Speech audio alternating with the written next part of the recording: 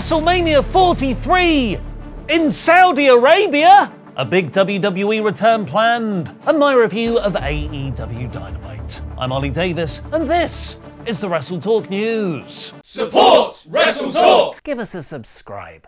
While WWE's on-screen product has significantly improved for the audience since Vince McMahon left the company, TKO's business approach has left those same fans increasingly exploited. Live event ticket prices have multiplied, PLEs are half wrestling, half branded content, and now, if you want to keep up with WWE programming in the US, you need about 3 different streaming services. It's unknown how much longer the fanbase will take this kind of ruthless late-stage capitalism. But it's not today, because WWE have released a replica Mr. Iguana plush puppet for $60. It's Mr. Iguana!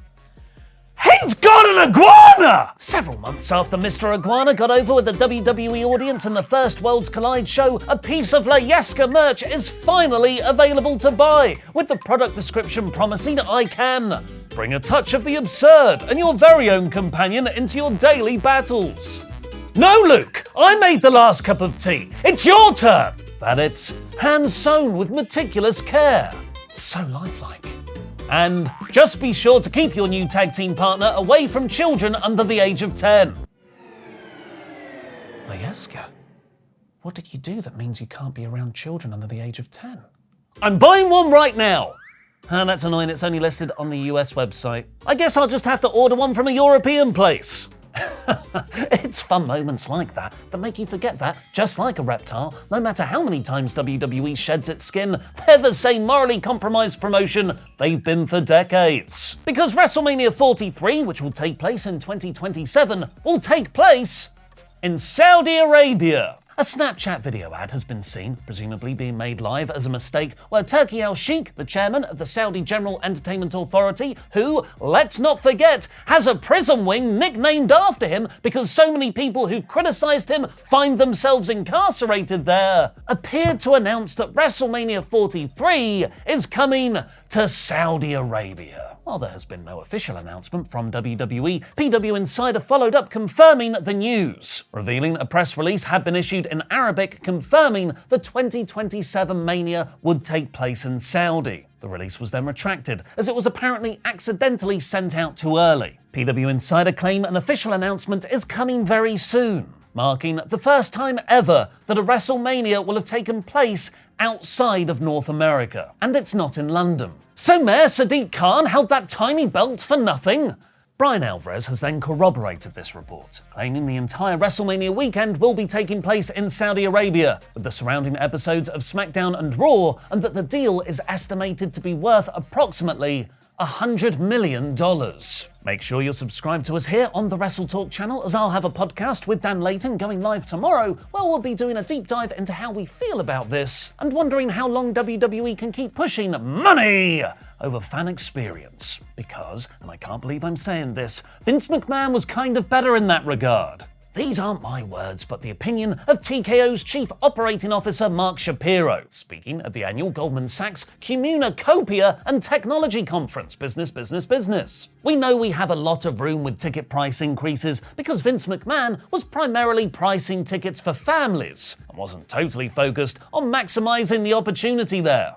Yeah, the families. Shapiro hinted that the prices will increase even further, saying they want to get WWE's ticket yield to where the UFC is, which is industry speak for the average revenue generated per ticket sold, and is currently driven up considerably by dynamic pricing practices. If you believe a product to be worth what the maximum people will pay in that moment, then he's correct, as WWE tickets are still in high demand despite the high prices. Right now, at least, WWE haven't found their ticket price ceiling.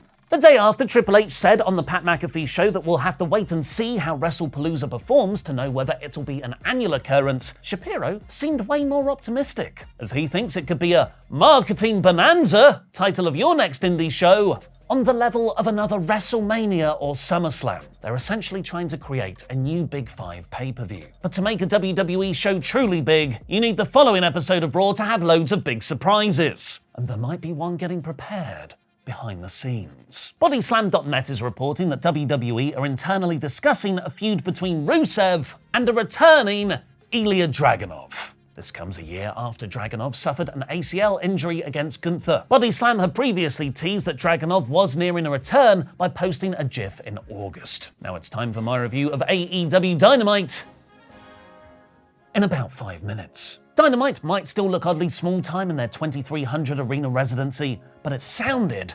fantastic. Thanks to the debut of Bryan Danielson as a full-time commentator. Danielson has been terrific whenever he's been a guest announcer, bringing a unique authenticity and insight to the broadcast, and his first full-time episode was no different. This will likely prove to be one of the best presentation changes of Dynamite in years. In revenge for the Don Callis family giving Kenny Omega a brainbuster through a table last week and building to the Kyle Fletcher World Title match at All Out, Hangman Page took on his Callis brother Josh Alexander to start the show. They had an intense, hard-hitting match, with the highlight being Alexander hitting a run of German suplexes in the ring, onto the apron, and halfway up the ramp. But ultimately, Hangman fought off interference from Lance Archer and Rocky Romero to win. Page and Kyle Fletcher had an in-ring promo afterwards, where Hangman accepted Fletcher's world title challenge for All Out, but only if Fletcher agrees to fight by himself, with no Callis family involvement. This wasn't just a great promo to build a title match, focusing on who's the tougher man on the night, with the drama of Fletcher and Dom maybe going back on their promise, but also in building up Kyle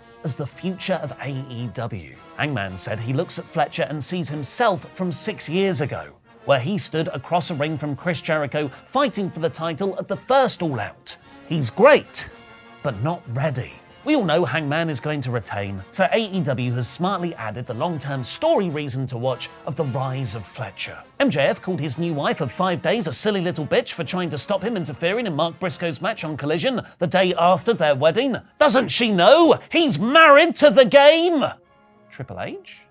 Oh, the game of professional wrestling. Mercedes Moné found the tag partner in Emi Sakura, the trainer of her all-out opponent Rio, to take on Rio and Alex Windsor. Here, Rio tapped out Emi to win, while Moné tapped again to Windsor's sharpshooter in the ropes. Stokely Hathaway and FTR stormed into the arena, calling a hype video for their Cope and Christian match Bull S-word, and then started to berate the fans. I think they were trying to capture some Dudley Boyz ECW arena energy, eventually decking a camera guy who got too close to them, but it all came off a bit rambly and lacking in Edge and Christian. Ahead of their 6-person tag at All Out, Ricochet called out Shelton Benjamin for a singles match, which Bryan billed as 2 of the greatest athletes in wrestling going one-on-one. Usually, that's hyperbole, but because I believe in Bryan, there's a real argument you could make. The match was really good, with Ricochet starting hot, hitting a 450 splash in the ring, with Shelton hitting a strong kick out at 2 and just looking even more pissed off. He snapped Ricochet's scissors in 2 with his bare hands,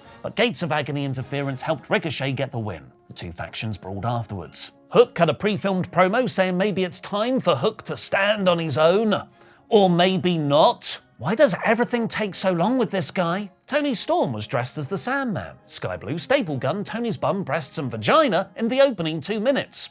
This was a Philadelphia street fight, and it was obviously match of the night. Women's hardcore matches in AEW are consistently excellent, and this one was no different, having the aforementioned staple gun spot and a table covered in mouse traps, complete with cheese. Tony won with a Storm Zero on a chair, and Tekla and Julia Hart beat her up in the post-match. Jamie Hayter ended up punching Chris Statlander when trying to make the save, meaning Tekla could stand tall, or rather, do that scary tarantula thing, to build the all-out 4-way. Harley Cameron sang a song trying to get Willow Nightingale to reunite with Statlander backstage afterwards, with the promise of drawing a cat on her face. But Willow smartly said she doesn't trust Statlander. She's probably aligned with Marina Shafir. We got the announcement that Michael Oku is facing Okada in the first round of a tournament for Okada's own unified title.